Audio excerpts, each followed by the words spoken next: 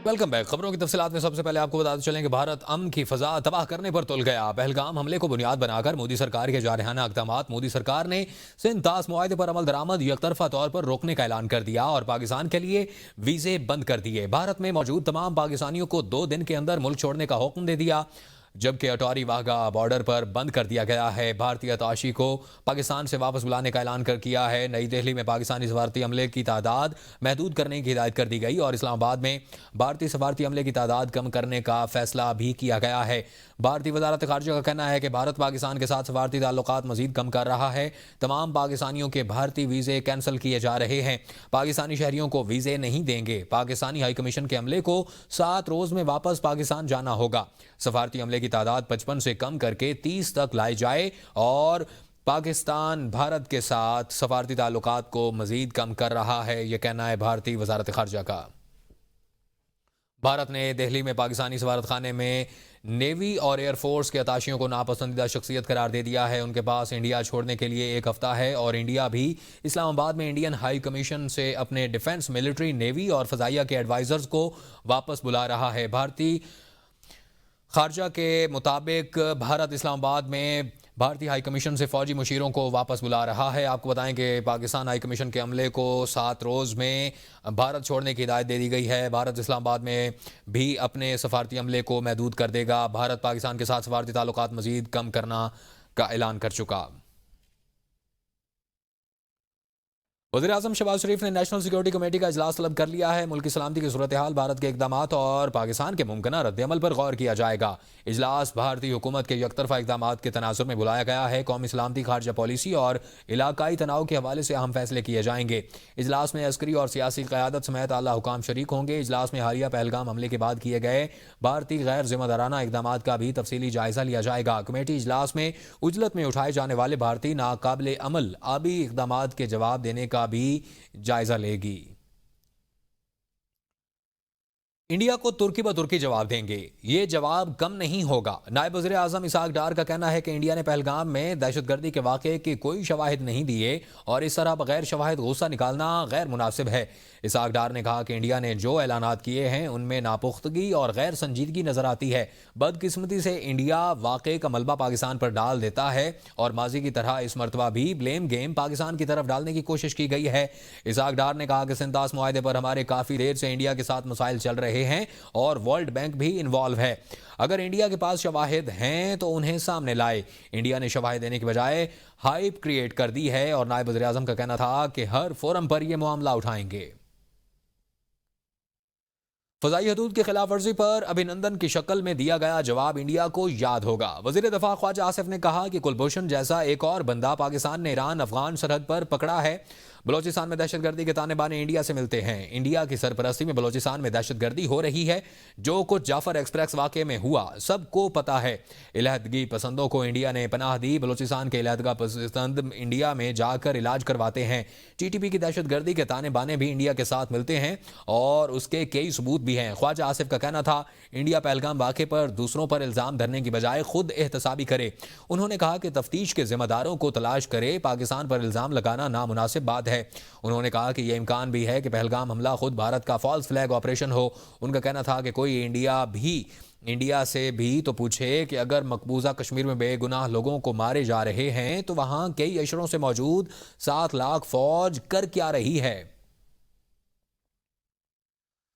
वज़ीर तवानाई अवैस लगारी और वज़ीर आबी वसाइल मोइन वट्टू का इंडिया के बयान पर शदीद रद्द अमल। वज़ीर तवानाई ने कहा कि सिंध तास मुआहदे को भारत की तरफ से जल्दबाजी और उसके नताइज की परवाह किए बगैर मुअत्तल करना आबी जंग के मुतरादिफ है। ये एक बुज़दिलाना गैर कानूनी इकदाम है। हर कतरा हमारा हक है और हम कानूनी, सियासी और आलमी सतह पर पूरी ताकत से इसका दिफा करेंगे। वफाकी वजीर मोइन वट्टू ने कहा कि भारत सिंध तास मुआहदे को यकतरफा ख़त्म नहीं कर सकता। मुआहदे की आलमी इदारे भी शामिल हैं और पाकिस्तान किसी भी दबाव में नहीं आएगा। माजी की तरह किसी भी जारियत का जवाब मुअस्सर अंदाज में दिया जाएगा।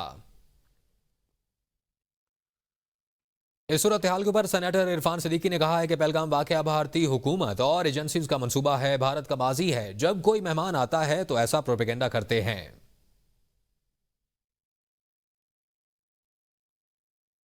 कश्मीर के अंदर जो जज्बात हैं आपके बारे में वो भी आपको पता है।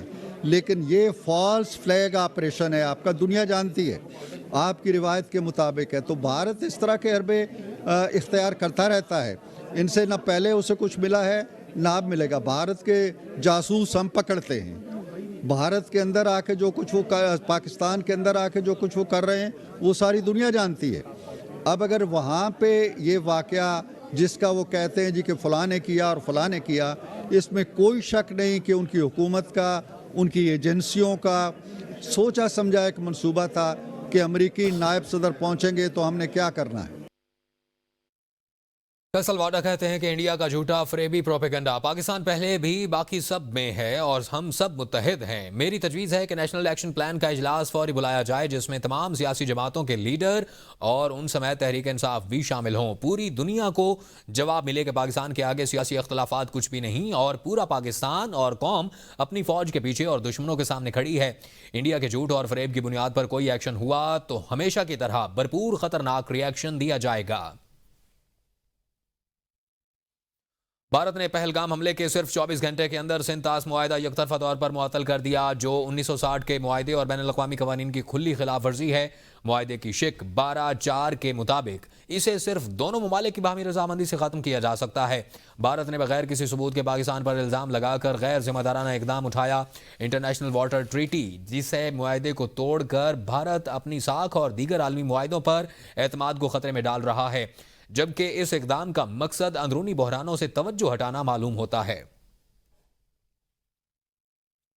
1960 में पाकिस्तान और भारत के दरमियान आलमी बैंक की सालिसी से तय पाने वाला सिंतास मुआहिदा दोनों ममालिक के दरमियान आबी वसाइल की तकसीम का जामिन है। इंडिया के वज़ीर-ए-आज़म जवाहरलाल नेहरू और पाकिस्तान के सरबराह जनरल अयूब खान ने कराची में इस मुआहिदे पर दस्तखत किए। मुआहिदे के मुताबिक मशरकी दरिया रावी, ब्यास और सतलुज भारत के हवाले किए गए, जबकि मगरबी दरिया सिंध, जहलम और चनाब पाकिस्तान को दिए गए। मगरबी दरियाओं के 80% पानी पर पाकिस्तान का हक तस्लीम किया गया। इंडिया को इन दरियाओं के बहते हुए पानी से बिजली पैदा करने का हक दिया गया, लेकिन इसे पानी जखीरा करने या इसके बहाव को कम करने का हक नहीं है। दरियाओं की तकसीम का ये मुआहिदा दोनों ममालिक में कई जंगों, इख्तिलाफात और तनाज़ात के बावजूद 62 बरस से अपनी जगह कायम है। मुआहिदे की शिक 4(12) कहती है कि यह मुआहिदा तब तक खत्म नहीं हो सकता जब तक दोनों ममालिक तहरीरी तौर पर मुत्तफिक न हो। भारत का ये इकदाम न सिर्फ सिंतास मुआहिदा बल्कि बैनुल अक़वामी कवानीन की भी खिलाफ वर्जी है। इंटरनेशनल वाटर लॉ के मुताबिक कोई भी मुल्क अपर रिपेरियन होकर भी लोअर रिपेरियन का पानी नहीं रोक सकता।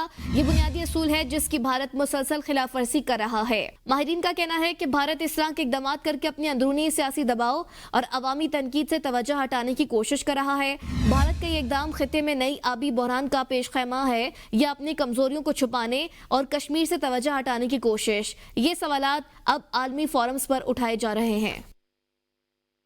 पाकिस्तान का पहलगाम में सयाहों के हमले और जानों के ज़िया पर इज़हार अफसोस। दफ्तर खारजा की जानिब से जारी होने वाले बयान में मजीद कहा गया है कि हमें इंडिया के गैर कानूनी तौर पर मकबूजा जम्मू कश्मीर के ज़िला अनंतनाग में एक हमले में सयाहों की जानों के ज़िया पर तशवीश है। हम मरने वालों के लवाहिकीन से ताज़ियत करते हैं और ज़ख्मियों की जल्द सेहतियाबी के लिए दुआ करते हैं। भारत का लाइन ऑफ कंट्रोल के इलाके सरजियोर में 2 मुबैना दरअंदाजों को हलाक करने का दावा एक बार फिर झूठा साबित हो गया। ज़राए का कहना है कि भारतीय फौज ने 2 मुकामी चरवाहों को दरअंदाज करार देकर कत्ल कर दिया। सरजियोर के मुकाम पर रिहायशियों ने सर से पर्दा उठा दिया। मलिक फारूक और मोहम्मद दीन गांव सरजियोर के रिहायशी थे और उनका किसी भी अस्करी या गैर कानूनी सरगर्मी से कोई ताल्लुक नहीं था। रिहायशी ने कहा कि वो सदियों से यहाँ के रिहायशी हैं और माल मवेशी चराना उनका पेशा है। अगर मवेशी गुम हो जाए तो हम उसे ढूंढने की कोशिश करते हैं।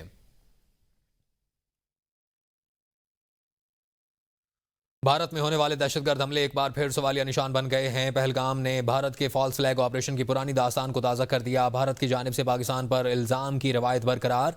देखते हैं पहलगाम हमले पर यह रिपोर्ट। पहलगाम हमला भारत के फॉल्स फ्लैग ऑपरेशन की शर्मनाक तारीख का नया बाब। 22 अप्रैल को होने वाला हमला अमरीकी नायब सदर के दौरे भारत के दौरान हुआ। फॉल्स फ्लैग ऑपरेशंस भारत की रिवायत बन चुकी है। 2007 में समझौता एक्सप्रेस, 2008 के मुंबई हमले और 2019 का पुलवामा वाकया हर बार पाकिस्तान पर इल्जाम और बाद में भारतीय साजिशों का इंकशाफ। साबिक CBI अफसर सतीश वर्मा ने कहा था कि मुंबई हमले सरकार ने कराए ताकि सख्त कवानीन मंजूर किए जा सकें। समझौता एक्सप्रेस में हिंदू इंतहा पसंद मुलविस निकले। पुलवामा हमले की साजिश को साबिक गवर्नर ने बेनकाब किया। हिंदुस्तान टाइम के मुताबिक हमला 3 बजे हुआ और 5 मिनट बाद बगैर किसी सबूत के पाकिस्तानी मुदाखलत का इल्जाम लगा दिया गया। दिफाई माहिरीन ने सवाल उठाया कि इतनी बड़ी फौज की मौजूदगी में हमला कैसे मुमकिन हुआ। हर बार हमला तब क्यों होता है जब कोई मगरबी या अमरीकी क़यादत भारत में मौजूद हो। क्या ये महज इत्तेफाक है या फिर मुनज़्ज़म साजिश। ये हमला हुकूमत और इंटेलिजेंस की नाकामी है। हमें बदनाम करने की कोशिश की जा रही है। हम पुरअमन लोग हैं। ये मैंने पहले ही बोला, ये गवर्नमेंट फेलियर है, इंटेलिजेंस फेलियर है, सिक्योरिटी फेलियर है। यहाँ 7 लाख फौजी हैं जमा कश्मीर में, एक छोटा सा इलाका है, 7 लाख फौजी हैं, वो कहाँ है? क्या कर रहे थे? अमित शाह क्या कर रहा था? सिर्फ उसको मुसलमानों के खिलाफ बोलना आता है। चैनलों पे देखो हिंदू मुसलमान, मैं पूछना चाहता हूँ इनकी एजेंसी कहाँ पर है? और कहीं ना कहीं इनकी एजेंसी अटैक करवाती है। और आज हम निदा करते हैं, आज जो भी लोग मारे गए उनको हम जहाँ पर श्रद्धांजलि भेंट की, लेकिन आए दिन हमारे जो पुलिस कर्मी, हमारी बैट फोर्सेस के, आर्मी फोर्सेस के, सीआरपी के, सिविलियन टूरिस्टों को मारा जा रहा है, ये हमारी बर्दाश्त से बाहर। कुल जमाती हुर्रियत कॉन्फ्रेंस ने पहलगाम हमले को साजिश करार देते हुए आजाद तहकीकात का मुतालबा किया। कन्वीनियर गुलाम मोहम्मद सफ़ी कहते हैं भारतीय एजेंसियां खुद इसमें मुलव्विस हो सकती हैं। अवाम की तवज्जो असल मसाइल से हटाने की एक और कोशिश है। पहलगाम हमले ने एक बार फिर साबित कर दिया भारत फॉल्स फ्लैग्स ऑपरेशन के जरिए न सिर्फ पाकिस्तान को बदनाम करता है बल्कि अपनी अवाम को भी धोखा देता है। सच छुपाया जाता है, सवाल पूछने वाले को खामोश कराया जाता है और प्रोपेगेंडा जारी रहता है।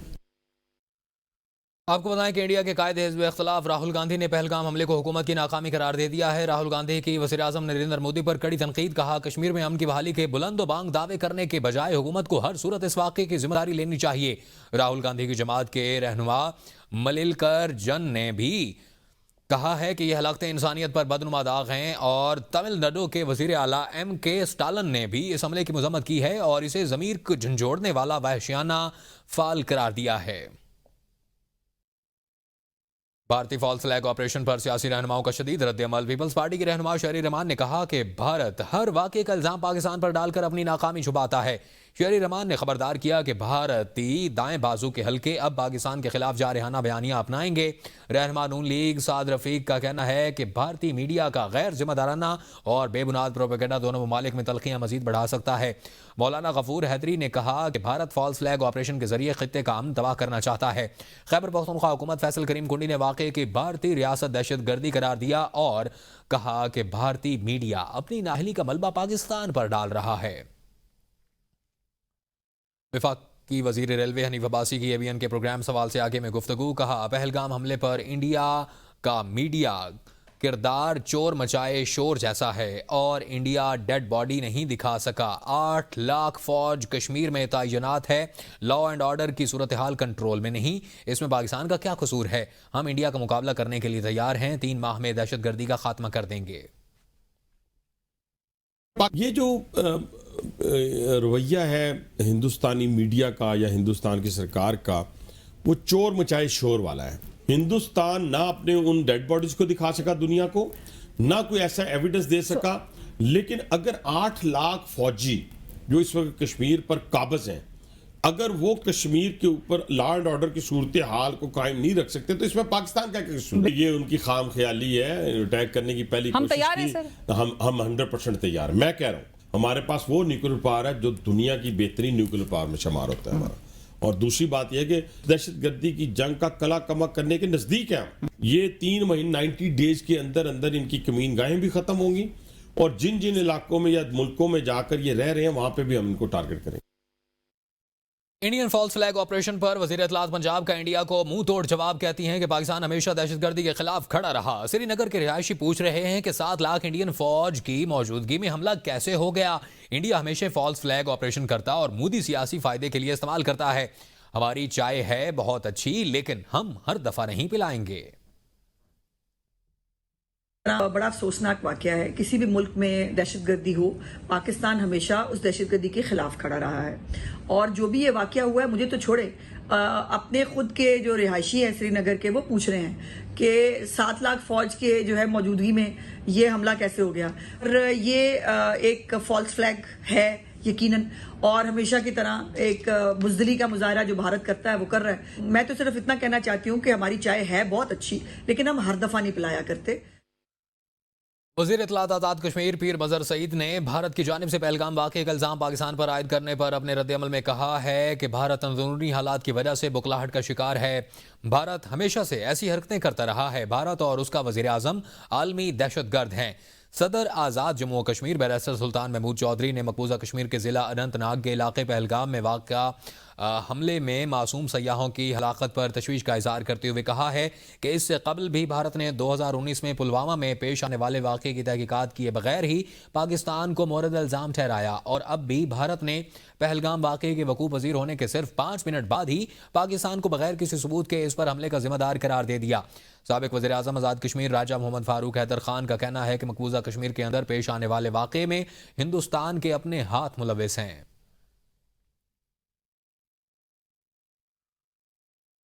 आपको बताएं कि मौजूदा कश्मीर वाक़े में हिंदुस्तान के अपने हाथ मुलव्वस हैं। ये कहना है पीर मज़हर सईद का। भारत अंदरूनी हालात की वजह से बुखलाहट का शिकार हो गया है। भारत और आज का वज़ीर आज़म आलमी दहशतगर्द हैं। झूठ के पाँव नहीं होते। मकबूजा कश्मीर में भारत का झूठ बैनुल-अक़वामी मीडिया ने भी बेनकाब कर दिया। BBC उर्दू के मुताबिक सहाफ़ियों को पहलगाम में हमले की जगह से कोई 60 किलोमीटर दूर रोक दिया गया। सहाफ़ियों को अस्पताल तक पहुंचना नामुमकिन हो गया। सहाफ़ियों को पाबंदियों का सामना। मकबूजा कश्मीर से आज़ादाना रिपोर्टिंग करना मजीद मुश्किल हो गया। रॉयटर्स ने भी झूठ बेनकाब कर दिया। हमले में मकबूजा कश्मीर का शहरी आदिल हुसैन शाह जाँ बहक हुआ है। रॉयटर्स ने आदिल हुसैन शाह की नमाज जनाजा की तस्वीर भी शाया कर दी। आदिल हुसैन शाह की नमाज जनाजा में मकबूजा कश्मीर के वज़ीर आला उमर अब्दुल्ला ने भी शिरकत की और भारतीय मीडिया दावा करता रहा है कि हमलावरों ने मजहब पूछ कर भी सिर्फ हिंदुओं को कत्ल किया। आपको बताएं कि बानी ने कहा है कि अपनी ज़ात के लिए नहीं पाकिस्तान के लिए मुज़ाकरात करेंगे। वज़ीर आला खैबर पख्तूनख्वा अली अमीन गंडापुर की मीडिया से गुफ्तगू। कहा काफ़ी दिनों से अफगानिस्तान के दौरे का कह रहा था, पता नहीं ये अफगानिस्तान में क्या करके आए हैं। ये प्लान के मुताबिक अफगानिस्तान नहीं गए। खित्ते में अमन की कोशिशों की तारीफ करनी चाहिए। कुछ मामलात पॉइंट स्कोरिंग के लिए नहीं होते। अपने सूबे का जिम्मेदार हूँ। माइंड्स एंड मिनरल पर वफाक को इख्तियार दिया है तो सामने लाएं। सेहत के शोबे के लिए अगले बजट में रकम बढ़ाएंगे। हेल्थ कार्ड में मजीद चीज़ें भी शामिल की गई हैं। JUI किसी पोजीशन इत्तेहाद में हिस्सा नहीं ले रही है और मौलाना फजल रहमान कहते हैं कि किसी भी सियासी इत्तेहाद में शामिल होने के हवाले से फैसला मजलिस शूरा या मजलिस आमला करेगी। बज़ाहिर अपोजिशन इत्तेहाद कायम करने पर हमें काम करने की ज़रूरत है। JUI अपने प्लेटफॉर्म से आवाज़ बुलंद करेगी। उन्होंने कहा कि JUI माइंड्स एंड मिनरल्स को हरगिज़ तस्लीम नहीं करेगी। बलोचिस्तान में JUI के जिन अरकान ने बिल के हक़ में वोट दिया उनको कोई शोकॉज नोटिस जारी कर दिया गया है। मौलाना फजल रहमान ने मजीद कहा, हमने 2018 के इंतखाबात को धांधली ज़दा करार दिया और नताइज तस्लीम नहीं किए।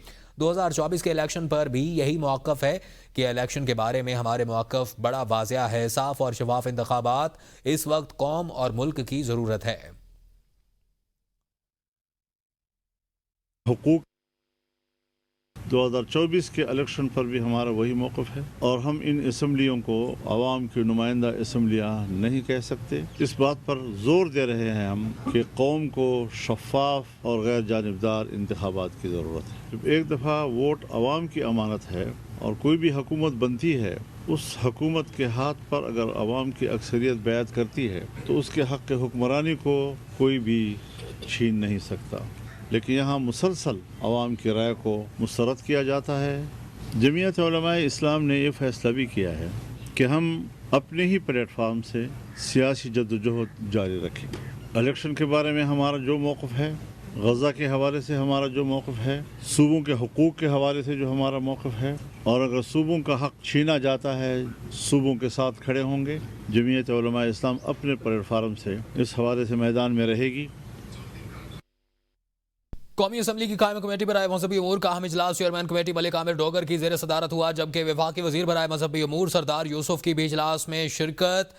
चेयरमैन कमेटी ने कहा कि यह तारीख का बहुत बड़ा स्कैंडल है। जिम्मेदारों का तयन होना चाहिए। हमें महसूस हो रहा है कि आज़मीन हज के मामले पर वजारत मजहबी अमूर और प्राइवेट ऑपरेटर्स दोनों जिम्मेदार हैं। शगुफ्ता जमानी ने कहा कि इस स्कैंडल की जिम्मेदारी सेक्रेटरी मजहबी अमूर और DG हैं। वफाकी वज़ीर मजहबी अमूर सरदार मोहम्मद यूसुफ ने कहा कि सऊदी अरब ने हर कंपनी के लिए 2000 आज़मीन की हद मुकर्रर की थी। कोशिश रही है कि किसी तरह इस मसले को हल कर लिया जाए। 10,000 का मजीद कोटा भी हुकूमत की कोशिश से मिला।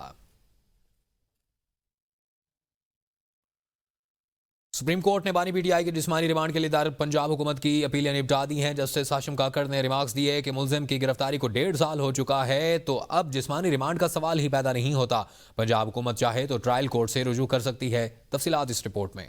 सुप्रीम कोर्ट में बानी पीटीआई के जिस्मानी रिमांड के लिए दायर पंजाब हुकूमत की अपीलों पर समाअत हुई। अदालत बानी पीटीआई के जिस्मानी रिमांड के लिए पंजाब हुकूमत की अपीलें निपटा दी। अदालत ने रिमार्क्स दिए अगर हुकूमत चाहे तो ट्रायल कोर्ट से रुजू कर सकती है। जस्टिस हाशिम काकड़ ने कहा 1.5 साल बाद जिस्मानी रिमांड का सवाल ही पैदा नहीं होता। उन्होंने इस्तफसार किया जब मुलजिम जेर हिरासत है तो वो ताउन कैसे नहीं कर सकता। प्रोसिक्यूटर ने मौका इख्तियार किया कि फोटोग्रामेटिक, पोलीग्राफिक और वॉइस मैचिंग टेस्ट कराने होंगे। जस्टिस काकड़ ने वाज़ेह किया दरख्वास्त जिस्मानी रिमांड की थी, टेस्ट की नहीं। जस्टिस सलाहुद्दीन पनहोर ने सवाल उठाया कातिल या जिना के केस में भी ऐसे टेस्ट नहीं होते तो ये कैसा केस है। अदालत ने कहा पंजाब हुकूमत के पास शवाहिद की USB है तो इसका फोरेंसिक कराए। जस्टिस काकड़ ने कहा ट्रायल कोर्ट के फैसले को हाई कोर्ट ने तफसीली वजूहात की बुनियाद पर मुस्तरद किया। अब रिमांड की दरख्वास्त गैर मुअस्सर हो चुकी। वकला बानी पीटीआई ने मौका इख्तियार किया कि FIR के बाद 14 माह तक न गिरफ्तारी हुई न टेस्ट, और जब मुलजिम दीगर मुकदमात में बरी हुआ तो इस केस में गिरफ्तारी डाल दी गई। न्यूज स्टूडियो से फिल वक्त के लिए इतना ही। हाजिर होते हैं हेडलाइंस के साथ। देखते रहिए ABN न्यूज।